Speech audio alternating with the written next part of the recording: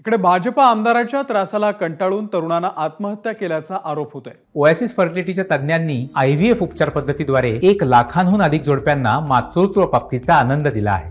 मोफत appointment book करण्यासाठी आजच संपर्क साधा। भाजपचे आमदार नारायण कुचे यांच्या धमक्यांमुळे आत्महत्या करत असल्याचा उल्लेख करण्यात आलेला आहे। आत्महत्या करण्याच्या पूर्वी तरुणानं सुसाईड नोट लिहून ठेवलेली आहे। जयदत्त सुरभे असं या आत्महत्या करणाऱ्या व्यक्तीचं नाव आहे। नारायण कुसेंवरती गुन्हा दाखल करण्याची त्यामुळे आता मागणी होती आहे। कुसेंच्या जय भवानी बँकेकडून सुरभे यांनी 2 लाखांचं कर्ज घेतलेलं होतं।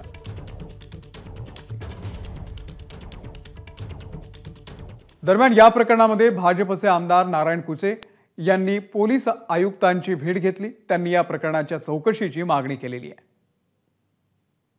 साल्याने आत्महत्या केली म्हणून मला फोन आला। नंतर पुन्हा संध्याकाळी मलाही फोन आला की असं झालं। म्हणून मी बघितलं। मला नंतर व्हॉट्सअपवर मला एका जणांनी दाखविली। मी तिथे भेटायला गेलो असता की तुमचं नाव आहे म्हणून। मी त्याची शहानिशा व्हा म्हणून बाबा ही चिठ्ठी डुप्लिकेट आहे, मी त्याला आयुष्यात कधीही बोललेलो नाही। मी कधी आयुष्यात त्याच्या संपर्कात आलो नाही। म्हणून मला संशय आला की माझी राष्ट्रीय द्वेषापोटी कोणी बदनाम करण्याचा प्रयत्न करतात का। म्हणून मी स्वतः सीपी साहेबाला विनंती केली याची सखोल चौकशी होऊन द्या।